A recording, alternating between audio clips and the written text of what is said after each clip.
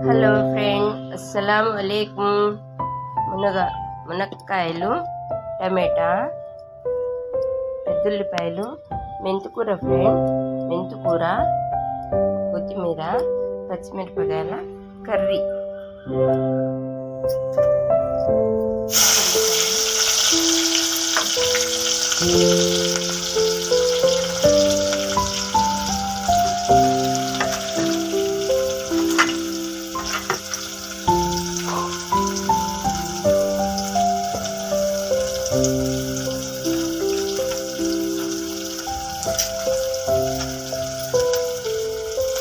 టేస్ట్కి సరిపడినంత ఉప్పు,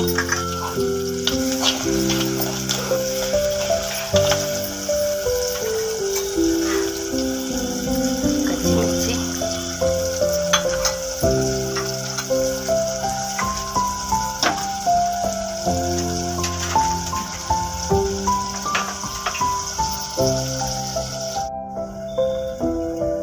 అల్లం వెల్లుల్లి పేస్ట్, టమాటా కూడా వేసాం ఫ్రెండ్.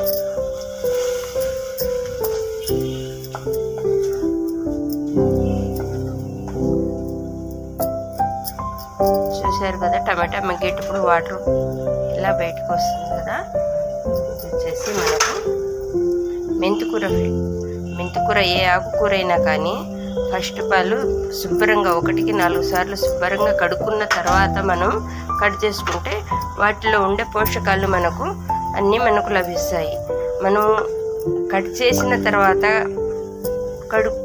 కడుక్కు శుభ్రం చేసుకుంటే వాటిలో ఉన్న పోషకాలు లాస్ అవుతాం ఫ్రెండ్. చూడండి, ఇలాగా మనం మెంతికూర కూడా వేసుకున్నాము.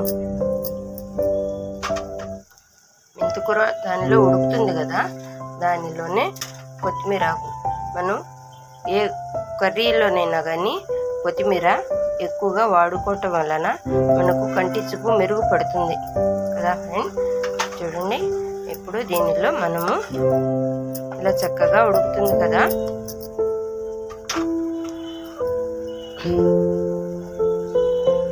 మునక్కాడలు చూడండి ఇలా.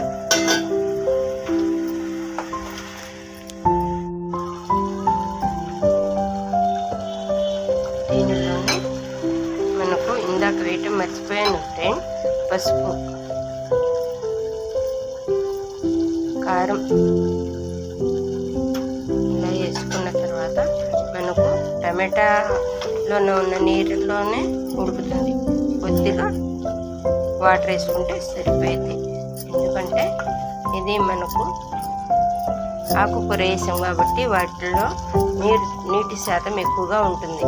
అందువల్ల ప్రత్యేకంగా మనము ఆకుకూరలు వండుకొని తినాలంటే తీసుకోలేము ఫ్రెండ్.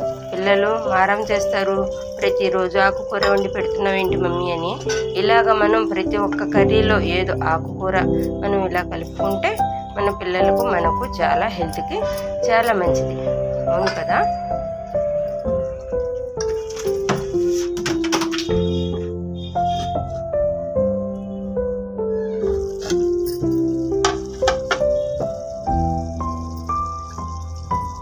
మునక్కాయల curry ready.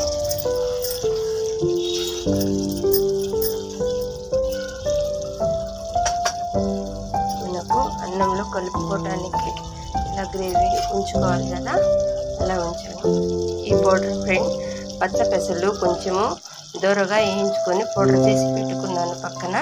ఇది ఎందుకంటే ఎప్పుడన్నా కానీ మనం కర్రీస్లో ఇలా వాడుకుంటే, ప్రత్యేకంగా మనకు పప్పు దినుసులు అలాంటివి తినాలి అంటున్నారు కదా ఫ్రెండ్, ఇలా వాడుకుంటే కర్రీలో బాగుంటుంది. మనకు టేస్ట్ వచ్చింది, కలుపుకోవడానికి గ్రేవీ ఉంటుంది. అలా మన మునక్కాయల కర్రీ రెడీ.